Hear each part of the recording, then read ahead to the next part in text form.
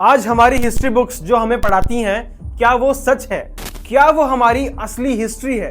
Mughals को glorify करके हमारे असली हीरोज छत्रपति शिवाजी महाराज, छत्रपति संभाजी महाराज जैसों को पीछे धकेल दिया गया। क्या चल रहा है हमारे एजुकेशन सिस्टम में? क्यों हमारी असली हिस्ट्री को इग्नोर किया जा रहा है? क्यों हमारे महान योद्धाओं के नाम तक नहीं लिए जा रहे हैं? उनके बारे में ना के बराबर मेंशन किया गया।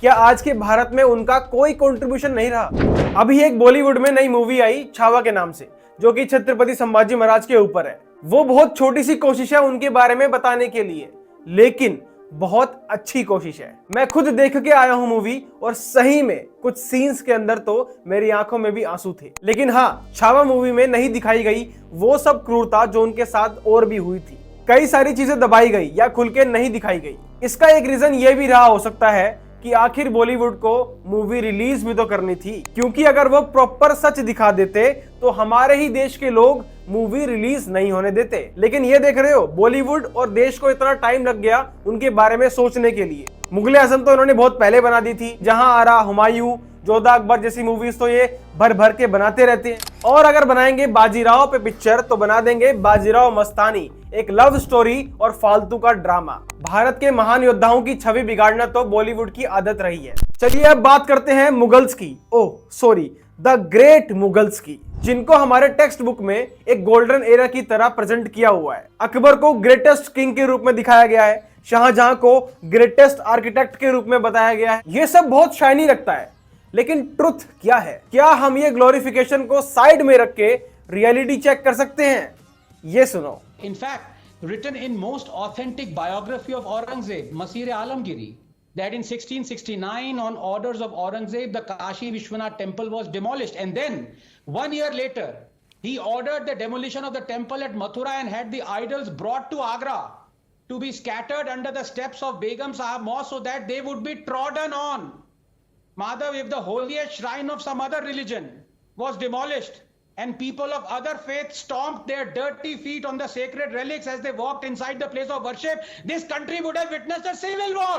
Madhav, nations weaken not because of their past, but rather by how they are taught it. Genocide that Aurangzeb perpetrated claimed 4.6 million Hindu lives. And in 1675, under the broad daylight in Chandni Chowk, Guru Tegh Bahadur was beheaded on the orders of Aurangzeb. हमारी text book में मुगल की success story को इतना glorify किया है कि हम भूल ही गए हैं कि उन्होंने कई हिंदू टेम्पल्स को तोड़ा, हिंदुओं को कन्वर्ट किया। सिर्फ हिंदुओं पे नहीं, सिखों पे भी अत्याचार किए। चांदनी चौक का शीशगंज गुरुद्वारा क्यों बना, पता तो होगा। मुगल्स कितने क्रूर शासक थे ये तो कभी बताया ही नहीं गया। जिस लेवल पे उनकी सक्सेस स्टोरी बताई है, उसी लेवल पे अगर उनकी क्रूरता भी बताई होती तो शायद आज देश की स्थिति कुछ और होती। मुगल्स ने नॉन मुस्लिम्स पे जजिया टैक्स लगाया। ये चीज बॉलीवुड ने अपनी मूवीज के अंदर सही तरीके से रिप्रेजेंट करी नहीं, बल्कि अकबर द ग्रेट की एक fake love story Jodha Akbar आपके सामने रख दी। लोग बोलते हैं ना, शिवाजी महाराज और मुगल्स में क्या फर्क था? छत्रपति शिवाजी महाराज ने अपने जीने का मकसद एक एम्पायर बनाना नहीं, बल्कि अपनी मातृभूमि की रक्षा करना बनाया। उन्होंने कभी क्रूरता नहीं दिखाई, उन्होंने कभी किसी पे अत्याचार नहीं किए, उन्होंने दूसरे के धर्म पे कभी अटैक नहीं किए, उन्होंने कभी किसी को फोर्सफुली कन्वर्ट नहीं किया।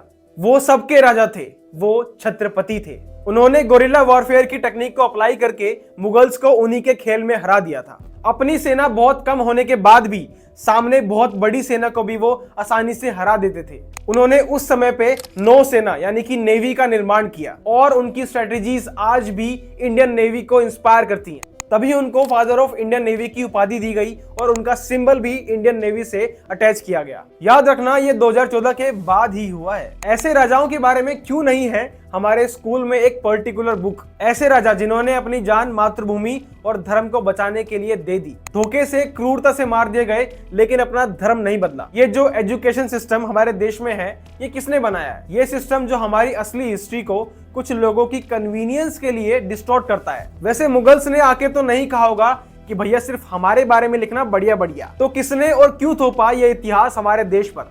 आपको पता हो तो मुझे कमेंट में बताना।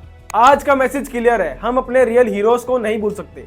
छत्रपति शिवाजी महाराज, छत्रपति संभाजी महाराज जैसों को हिस्ट्री बुक्स में प्रॉपर रिस्पेक्ट मिलनी चाहिए। हमारी फ्यूचर जनरेशन को ये सच बताना जरूरी है, ताकि वो अपनी असली पहचान को ना भूल सके। ये वीडियो अगर आपको इंपैक्टफुल लगा हो तो इसको प्लीज लाइक जरूर करें, वीडियो को हर जगह शेयर करें, ये आपकी जिम्मेदारी बनती है। ऐसी और वीडियोस के लिए मेरे चैनल राष्ट्रीय लोचक को सब्सक्राइब जरूर कर लें। मिलते हैं अगली और अच्छी वीडियो के साथ। अपनी हिस्ट्री को समझो। वंदे मातरम।